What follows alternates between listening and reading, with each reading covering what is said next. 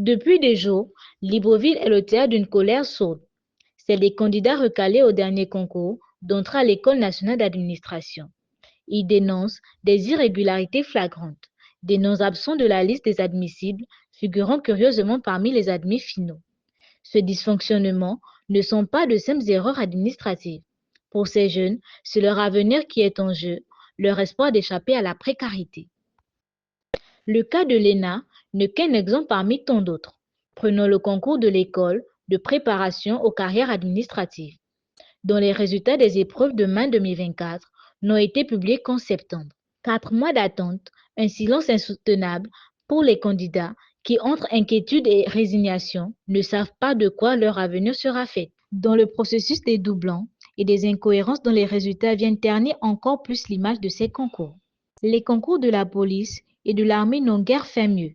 Des listes dispersées dans Libreville, obligeant les candidats à parcourir des kilomètres dans l'espoir de trouver leur centre d'examen, et des irrégularités criantes qui renforcent le sentiment d'abandon. Ces jeunes, souvent issus de familles modestes, n'aspirent pourtant qu'à une chose, une opportunité équitable de servir leur pays. Pour les Gabonais lambda, participer à ces concours, c'est bien plus qu'un choix. C'est un sacrifice. Il faut constituer des dossiers coûteux, parfois au prix d'un emprunt, et affronter une montagne d'obstacles administratifs.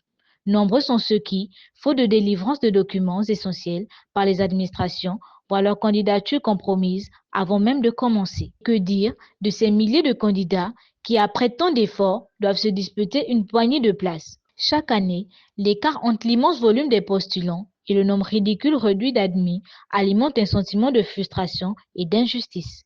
Ces jeunes pleins de potentiel se sont trahis par un système qui leur renvoie l'image d'une méritocratie factice où tout semble joué d'avance. Ce désarroi n'est pas qu'émotionnel, il est social, économique et profondément humain. Imaginez une famille qui, malgré les difficultés financières, soutient son enfant dans l'espoir qu'il décroche ce concours. Imaginez le visage de cet enfant lorsqu'il découvre que malgré son travail acharné, son nom ne figure pas sur une liste entachée d'anomalies. Ce n'est pas seulement un échec personnel, c'est un rêve brisé, une confiance bafouée. Au-delà de l'individu, ces dérives ont des conséquences graves pour le Gabon tout entier. Recruter sur des bases douteuses, c'est compromettre l'efficacité de nos administrations publiques.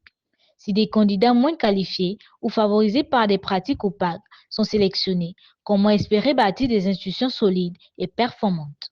Le manque de transparence et d'équité de ces concours érode la confiance des citoyens envers leurs dirigeants. Ce climat de méfiance nuit la cohésion nationale et alimente un sentiment d'injustice sociale. En outre, il pousse certains jeunes à se tourner vers des solutions extrêmes, l'immigration, la marginalisation ou pire des comportements antisociaux. Aujourd'hui, ce miroir reflète une image troublée par des cohérences, des lenteurs et un manque criant de considération pour ses citoyens. Il est temps que ces concours redeviennent ce qu'ils devraient être, une opportunité équitable pour tous, un tremplin vers un avenir meilleur. Cela passe par des réformes ambitieuses et immédiates, comme par la transparence absolue, la simplification des procédures, car trop de candidats abandonnent au chemin faute de pouvoir réunir des documents administratifs à temps, un allègement des exigences et une meilleure coordination entre les administrations, une augmentation des places disponibles et pourquoi pas une surveillance indépendante. Les Gabonais ne demandent pas l'impossible. Ils demandent simplement une chance, une opportunité de montrer qu'ils ont les compétences et la volonté de participer à la construction de leur pays. Ils demandent que leurs efforts soient reconnus et récompensés et non réduits à néant par des dysfonctionnements. Les autorités ont aujourd'hui une responsabilité historique, c'est de réformer ce système défaillant et de restaurer la confiance des citoyens. Car un pays qui abandonne sa jeunesse est un pays qui hypothèque son avenir. Il est encore temps de changer les choses, mais il faut agir vite et avec détermination.